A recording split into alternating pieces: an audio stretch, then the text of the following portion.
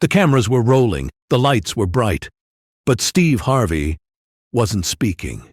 Tears welled in his eyes. His hands trembled on his lap. The studio audience sat frozen. No applause, no laughter. Just a stunned silence that filled every corner of the room. No one knew what had just happened. Not the crew, not the viewers, not even Steve himself. And then his voice cracked as he whispered, I don't know what to say. The camera zoomed in. A single tear rolled down his cheek. Something had broken inside him. Or maybe something had finally healed. And to understand why one of the world's most confident, outspoken entertainers had been reduced to raw emotion on live television, we need to go back. Back just 25 minutes earlier, when it was all just another day. Steve Harvey stepped onto his talk show stage that morning with the same electric energy that had defined his decades-long career. A crisp gray suit, a bold tie, a trademark smile wide across his face. The crowd erupted, clapping, cheering, laughing before he even opened his mouth. "Y'all looking good today," Steve shouted, flashing that signature grin as the band played behind him. It was supposed to be a regular segment. The theme was legacy and purpose. Steve was in his element, walking across the stage, telling stories, sharing laughs, reflecting on his life. "You know," he said, pacing slowly, "I came from nothing, slept in a car, had people tell me I wouldn't make it, and I didn't have a backup plan. I just had faith and a dream." The audience nodded along. Some clapped. Others looked misty-eyed already. He paused, letting the silence breathe. "And I say this to y'all every chance I get. Don't give up. Don't you ever give up. Because you have no idea who's watching your journey. You don't know how far your voice will travel." A beat. The crowd absorbed his words. Then, laughter again, as he cracked a joke about his early gigs at smoky clubs with bad lighting and worse pay. And just as Steve was warming into his usual rhythm, a stage assistant stepped out from the wings. She moved quickly, leaning in and whispering into his ear. Her face was tight with focus. Steve blinked, eyebrows raised. "Huh?" he muttered into the mic unintentionally, half laughing, half confused. The assistant whispered again, more urgently. And then, Steve stopped smiling. The band quieted. The air shifted. Folks," he said, turning back to the audience with a puzzled look. "I've just been told there's a message waiting for me." He looked off camera, seeking confirmation from the crew. "And it's, apparently from the president of Burkina Faso?" A confused murmur ran through the audience. Steve chuckled nervously, glancing toward the teleprompter as if expecting some kind of prank. "I don't know what this is," he said. "I'm being serious. They just told me. This is real. We're about to watch something. Together." He looked into the lens, softer now.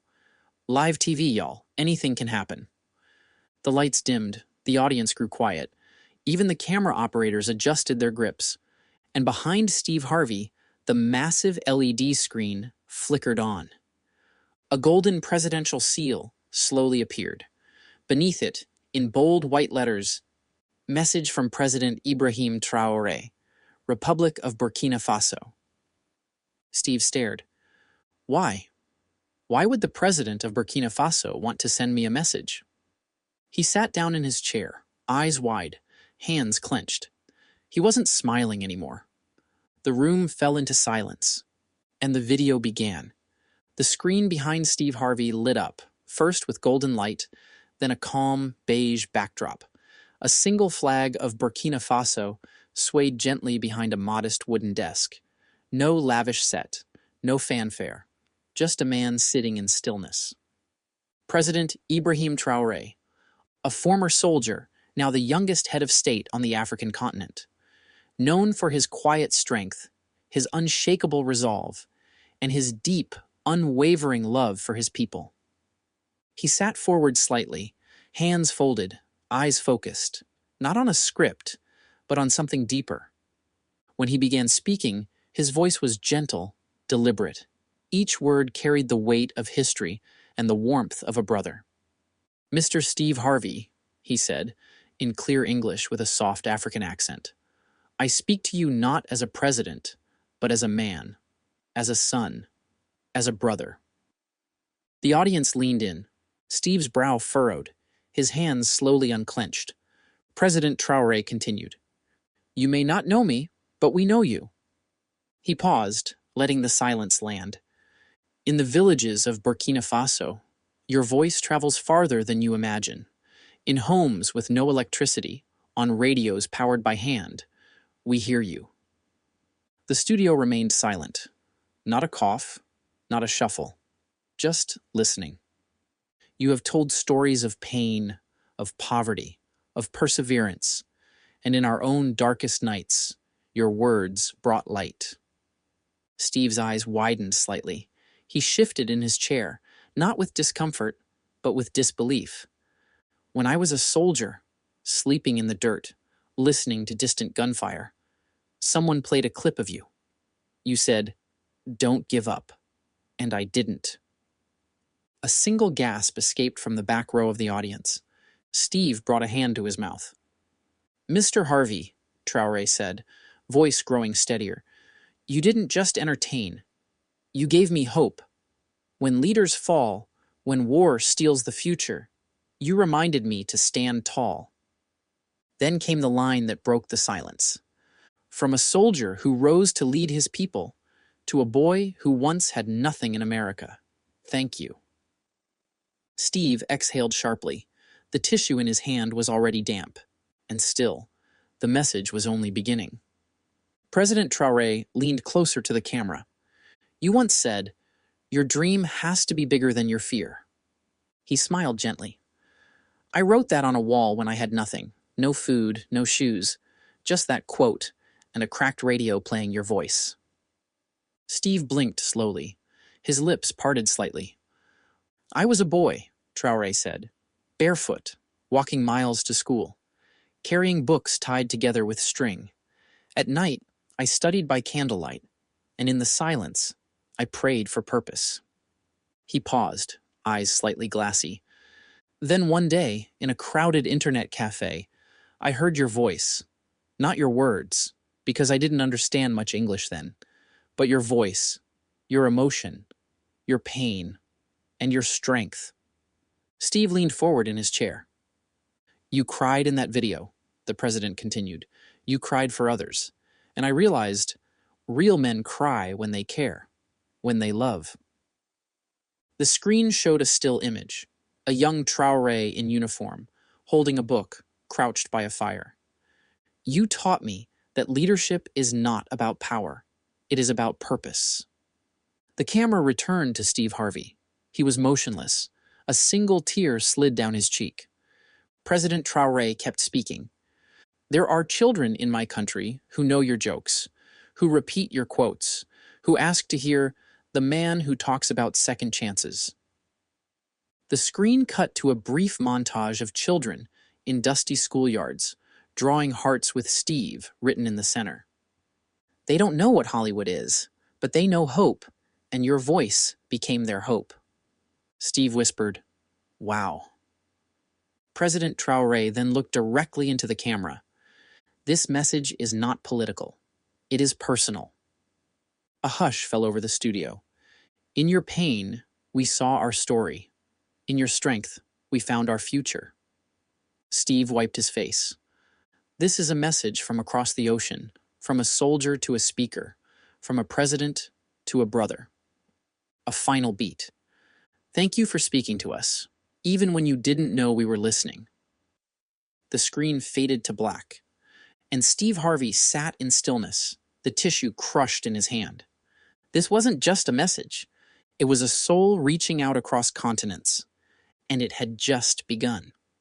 The screen flickered once, then returned to President Traore. His voice was softer now, almost as if confessing something sacred. "I want to tell you a story, Mr. Harvey. A story I have never told in public." Steve looked up, still wiping his face. "I was 10 years old. My father had disappeared in the war. My mother was sick, selling spices in the market. We lived in a shack. No bed, just a mat and a leaky roof. The president swallowed hard. His hands were folded tightly now. One day, I went to the market to help her. I was barefoot. My feet were blistered. I remember asking her, "Mama, when will we have shoes?" And she said, "When God sends us hope." A pause. That same day, someone brought a radio. An old man turned the dial. Static. And then, your voice. Steve held his breath. I didn't understand the language, but I understood your soul. You said, "God didn't bring you this far to leave you." I wrote that in my notebook. I carried it for years. The screen showed a faded, tattered page with the words phonetically spelled in broken English. That voice, that message, it raised me. It gave me reason to believe I could be more than pain. Steve now had his face in both hands, shoulders shaking. Years passed. I became a soldier. I fought battles. I lost brothers. But in my bag, through all those nights, I still carried that notebook, that quote, that belief. A photo appeared of a teenage Traore, dirt on his face, tired eyes, holding a pen and scribbling something in the corner of a camp. When I was chosen to lead, I thought of that boy you spoke to without knowing, that boy who never forgot your voice. Steve finally looked up, his eyes full. And that boy, Traore said, pointing to himself, is now me. The studio gasped. Someone in the crowd openly sobbed. The president sat back, took a breath, and added, "You see, Steve Harvey, it was never just about comedy. It was never just about TV. It was your truth that crossed oceans. And that truth gave me the courage to find mine." Steve whispered, almost inaudibly, "Oh my God." President Traore straightened slightly. A hint of a smile formed at the edge of his lips. "You once said in an interview, Mr. Harvey, that you wanted to visit Africa, not for the lights, not for the camera, but to touch the soil, to meet the people, to find your roots." Steve nodded slowly on the screen. "So today," the president continued, "I extend this invitation, not as a president, but as a brother." The camera slowly zoomed on Steve's face. Every muscle was still. "Come to Burkina Faso, not for a tour, but for something greater, to see the lives you've touched without even knowing, to see the echoes of your voice in places the world forgets." A new image appeared on the screen. A small orphanage, children drawing, laughing, some in uniforms too big for their bodies. One little girl held a cardboard sign with handwritten English, "Thank you, Mr. Steve." "This is the Orphanage of Hope in Ouagadougou," Traore explained. "There are children here who know your name, who pray to your words, who believe they matter, because you mattered." Steve's lips trembled. "They don't need a celebrity," the president added. "They need a man who once cried alone in a car to remind them they're not alone." The studio audience was quiet. Several were wiping tears. President Traore leaned forward again. "Come, Steve Harvey, not as a guest, but as a brother returning home." And then came the final line, "We are waiting for you." The screen faded to black. Steve Harvey sat still for a long time. The studio did not clap. They just watched a man rediscover the weight of his own words. Just as the audience thought it was over, the screen behind Steve flickered one more time. A soft image faded in. A young girl, no more than 10 years old, sat under the shade of a mango tree. Her dress was clean but worn. In her hands, a small brown notebook. She looked into the camera with eyes too wise for her age. The narrator voiceover began to translate. "Dear Mr. Steve, my name is Acha. I am 10 years old. I live in Ouagadougou. My papa died 2 years ago in the fighting. My mama is sick now. She cannot walk. Sometimes I cry at night. I do not tell anyone. But one day, our teacher played a video. You were talking. You were crying. You said you used to sleep in your car, that you almost gave up, but you didn't, and you said we should not give up either. I believed you. I do not understand all your words, but I understand your eyes. You looked like someone who remembers pain. The audience fell absolutely silent. The letter continued. Mr. Steve, I want to tell you thank you for speaking to us, even if you didn't know we were listening. I hope you come here. We will sing for you. We will show you our drawings. I hope you smile. Your little sister, Acha. Steve stood from his chair slowly. He pressed both palms together and held them to his lips. His shoulders heaved. He tried to speak, but no words came. The studio lights dimmed. The show went to commercial. But everyone watching knew this was no performance. Steve Harvey was broken open, not in sadness, but in the deepest kind of truth. Backstage, the mood was hushed.